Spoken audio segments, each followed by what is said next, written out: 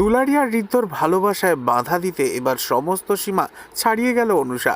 ঋদ্ধর মা যখন আজ সেফ জানিয়ে দিল অনুষাকে নয়, তার পছন্দ করা মেয়ের সাথেই ছেলে ঋদ্ধর বিয়েটা দেবে সে, এই সিদ্ধান্তে তো ভীষণ রেগে যায় অনুষা। তবে অনুষা কিন্তু হেরে যাওয়ার পাত্রী নয়। সে তার মা ও দিদা রুদ্রাণীকে সাথে করে নিয়ে কষল এক নোংরা ষড়যন্ত্রের ছক। একটা মিথ্যে প্রেগন্যান্সির রিপোর্ট হাতে নিয়ে ঋদ্ধর পরিবারের ওপর ঝাঁপিয়ে পড়ল তারা।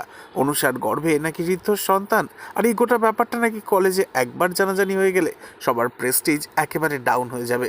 তাই নাকি পরিবারের সম্মান বাঁচাতে ঋদ্ধকে এখনই দায়িত্ব নিতে হবে অনুষা এবং অনুষার সন্তানের, আর তাই না হলে তারা নাকি কোর্ট পর্যন্ত যাবে এর বিচার চাইতে। পরিবারের সম্মান বাঁচানো নাকি কোর্টের আইনি ঝামেলা, কোনটা বাঁচতে চলেছে এবার ঋদ্ধ?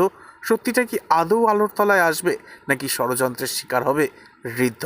নেক্সট আপডেট জানতে এক্ষুনি সাবস্ক্রাইব করে আমাদের সাথেই থাকুন। ধন্যবাদ।